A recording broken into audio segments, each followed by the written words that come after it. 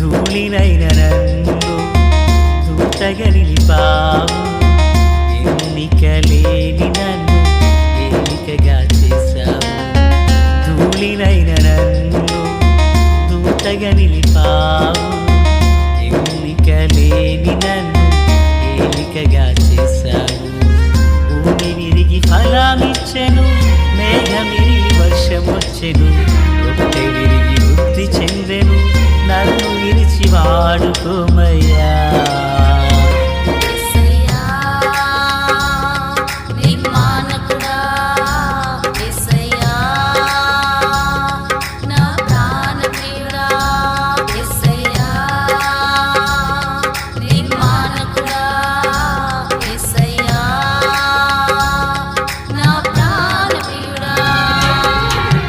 ధూళినైన నన్ను దూతగా నిలిపావు, ఎన్నికలేని నన్ను ఏలికగా చేశావు. ధూళినైన నన్ను దూతగా నిలిపావు, ఎన్నికలేని నన్ను ఏలికగా చేశావు. మన ప్రభు అయినటువంటి యేసుక్రీస్తు వారి పరిశుద్ధమైన నామములో తండ్రి అయిన దేవాది దేవునికి నిత్యము స్తుతియు స్తోత్రములు, మహిమయు ఘనతయు ప్రభావములు యుగయుగములు ప్రభువునకే చెల్లునుగాక. ఆత్మీయులారా, బాగున్నారు కదా? దేవుని మహాకృపను బట్టి మరో పర్యాయము మనం ఇలాగున కలిసి దేవుని వాక్యాన్ని ధ్యానం చేయుటకు మహాదేవుడు మనకు చూపిన ఈ మంచి తరుణాన్ని బట్టి మనం ప్రభువుని ఎంతగానో స్తుతించి బద్దులమునై ఉన్నాం.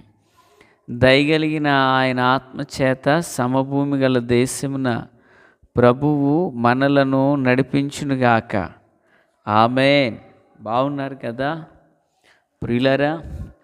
గడిచిన దినాన అభిషేక స్వస్థత ఆరాధన, అలాగనే రాత్రి జరిగినటువంటి ప్రార్థన ప్రభువు మేలుకరంగా జరిగించారు. అందును బట్టి ప్రభువును స్తుతిస్తూ ఉన్నాము. ప్రార్థించిన వారులకు, అలాగనే పాల్గొనిన వారులకు, ప్రియులరా మరి ఉదయకాల వేళ విందు విషయంలో పరిచర్య చేసిన వారులకు అందరికీ యేసయ్య పేరట నా నిండు వందనాలు తెలియజేయుచున్నాను. సంతోషం. నేటి దినాన జీవపు మన్నా కార్యక్రమానికి ప్రేమతో మిమ్మలను ఆహ్వానిస్తూ ఉన్నాను. రండి దేవుని వాక్యంలో నుంచి సంఖ్యాకాండము 11వ అధ్యాయం ప్రియులారా 23వ వచనం నుండి 35 వరకున్న వచన భాగములు. ఇందులో 2 మాటలు మనము ధ్యానం చేయబోచున్నాం. ప్రియులారా, సందర్భం మనందరికీ గుర్తున్నది కదూ. దేవుడు అంటున్నారు, యెహోవా బాహుబలము తక్కువైనదా అంటూ మాట్లాడారు. మోషేతో కూడా 70 మంది దేవుని యొక్క గుడారం చుట్టూ నిలిచారు. ప్రియులారా, 26వ వచనం, మోషే బయటికి వచ్చి యెహోవా మాటలను జనులతో చెప్పి జనుల పెద్దలలో నుండి 70 మంది మనుష్యులను పోగు చేసి గుడారము చుట్టూ వారిని నిలవబెట్టగా యెహోవా మేఘములో దిగి అతనితో మాట్లాడి అతని మీద వచ్చిన ఆత్మలో పాలు ఆ 70 మంది పెద్దల మీద ఉంచెను. స్తోత్రం. ప్రియులారా, ఈ వాక్య భాగంలో మోషేతో కూడా ఉండిన 70 మంది పెద్దలు. యేసు ప్రభు యొక్క సేవా పరిచర్యలో కూడా శిష్యుల సంఖ్య మనకు గుర్తున్నది కదా. 12 మంది ఒకరైతే 70 మంది ఒకరున్నారు. ఆ 12 మందిలో ప్రియులారా 3 ప్రాముఖ్యమైన వారు. ఆ 3లో యోహాను గుండెను అనగా రొమ్మును అనుకున్నవాడయ్యారు. అలాగనే పాత నిబంధనలో కూడా ప్రియులారా 70 మందిని గూర్చిన ఒక ప్రస్తావన అనేది ఉంది. అంటే ఈ 70 మంది పెద్దలు, వీళ్ళు గుడారము చుట్టూ నిలవబడ్డారంట. నిలవబడినప్పుడు దేవుని ఆత్మ మోషే మీదనున్న అభిషేకములో భాగము వీరి మీదకి వచ్చింది. వీరు ప్రవచిస్తున్నారు. వీరు ప్రభువు యొక్క కృపను పొందుకుంటున్నారు. దేవుని సన్నిధి వీరిని కమ్ముకుంటా ఉంది. దేవుని మహిమ వీరిని దర్శిస్తూ ఉంది. దేవుని అభిషేకంతో నింపబడుతున్నారు.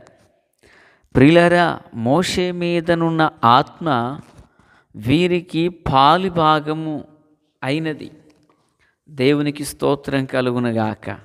అయితే నేను ఇక్కడ ఈ మాటను ఎలా తీసుకుంటున్నానంటే, వారు గుడారము దగ్గర నిలిచారు. గుడారం దేవుడు ప్రత్యక్షమయ్యే గుడారం. దేవుని కొరకు వారు నిలిచారు. వారి మీద దేవుని ఆత్మ, దేవుని అభిషేకం, దేవుని ప్రసన్నత ప్రభావములు వారి మీదకి మెండుగా దిగి వస్తున్నాయి. దేవునికి స్తోత్రం కలుగునుగాక. ప్రియులారా, ఈనాటి కాలంలో కూడా దేవుని కొరకు ఎవరు నిలవబడతారో వారి మీద దేవుని ప్రసన్నత ఉంటుంది, దేవుని యొక్క ప్రభావము ఉంటుంది. పునరుత్థానపు శక్తి, పునరుత్థానపు బలం వారిని కమ్ముకుంటుంది. దేవునికి స్తోత్రం కలుగునుగాక. ఈ మాటలు వినుచున్న ఆత్మీయులారా, మన ఆధ్యాత్మిక దయనొందిన చిన్న జీవితంలో ఈ విషయాన్ని మనం ఎప్పుడు గుర్తుపెట్టుకోవాలి. వాక్యం సెలవిస్తుంది, నన్ను గనపరుచు వారిని నేను గనపరుస్తానంటున్నారు ప్రభు. ఎవరైతే ప్రభు యొక్క కృప కొరకు కనిపెడతారో, ఎవరైతే ప్రభు యొక్క సన్నిధి కొరకు ఎదురు చూస్తారో, ఎవరైతే ఏలాలోయలో దావీదు వలె దేవుని కొరకు నిలవబడతారో వారి విషయంలో ప్రభువే సహాయకుడై నిలవబోతున్నారు. ఆమేన్. దేవుడే వారి పక్షాన నిలవనై ఉన్నారు. దేవుని పిల్లారా, ఈ 70 మంది తరువాత మరలా ప్రవచించలేదని, తరువాత మరలా వీరు అట్టి అభిషేకంతో కూడా నింపబడలేదని ఆ వాక్యాన్ని మనం చూస్తున్నాం. ఆ పారాగ్రాఫ్లో చదువుకుంటూ కిందకు వస్తే, అయితే వీరు ఎప్పుడు ప్రవచించారు, ఎప్పుడు ఆత్మతో నింపబడ్డారంటే, వీరు దేవుని గుడారము దగ్గర నిలవబడ్డారు. దేవునికి మహిమ కలుగును గాక. దేవుని గుడారం దగ్గర వీరు ఎప్పుడైతే నిలిచారో దేవుని ఆత్మ వీరి మీదకు వచ్చింది. మరి దేవుని బిడ్డలుగా నీ జీవితంలో, నా జీవితంలో కూడా, మనందరి జీవితాలలో మనం ప్రభువుని కొరకు ఎప్పుడు మనం నిలవబడతామో ప్రభు మన కొరకు నిలవబడతారు. కాలం, పరిస్థితులు బాగోలేదు అని నువ్వు ప్రభువుకు దూరంగా నిలవబడితే, ప్రభు ఒకవేళ నీకు దూరమైతే ఆత్మీయులారా, మనము నిన్నటి వారిగా మిగిలిపోతాం. మండు అగ్నిగుండమున దేవుని కొరకు నిలవబడడానికి వాళ్ళు ఇష్టపడ్డారండి. తమది కాని దేశాన దేవుడు వారి కొరకు నిలవబడలేదా? ఈ మాటలు వినుచున్న ఆత్మీయులారా, వారు గుడారం చుట్టూ నిలిచారంట. గుడారం దేవుని యొక్క నీడను పోలి ఉన్నది అని చెప్తున్నాను. నీడను పోలి ఉన్నది. ఆ గుడారం చుట్టూ వీరు నిలవబడ్డారు. దేవుని ఆత్మ వారి మీద ఉన్నది. ఈ కడవరి కాలంలో అగ్ని వంటి శ్రమలో కూడా నువ్వు దేవుని కొరకు నిలవబడితే దేవుడు నీ కొరకు నిలవబడరా? నీ సమస్యలో ప్రభు నిన్ను ఒంటరిగా వదిలేస్తారా? నిశ్చయముగా ఆయన నీ పక్షాన నిలవరా? ఆత్మీయులారా, ఓ రోజు యెహోవా పక్షమున నేను ఒక్కడనే నిలిచున్నాను అన్నాడు భక్తుడు. ఆ భక్తుని దేవుడు వదిలేశారా? అహాబు, బయలు ప్రవక్తలు, జీవము కలిగిన దేవుని ప్రవక్తలు హింసిస్తున్నారయ్యా, ఇబ్బందులు పెడుతున్నారయ్యా, నేను ఒక్కడనే రోషం కలిగి నిలిచాను అన్నాడు. ఎవరు? ఏలియా గారు. ఆ ఒక్కడిని ప్రభు విడిచారా పిల్లరా? మీకు తెలుసో తెలీదో మరొకసారి గుర్తు చేస్తున్నా. మరణం చూడకుండగా కొనుపోబడిన వారిద్దరే ఇద్దరు మనుషులలో. ఒకరి హానోక్ అయితే, రెండు ఏలియా. ఎందుకని ఆయన అలా వెళ్ళారు? ఎందుకని ఆయన అలాగ కొనుపోబడ్డారు?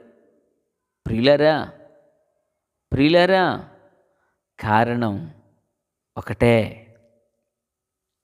దేవుని కొరకు నిలవబడిన నువ్వు.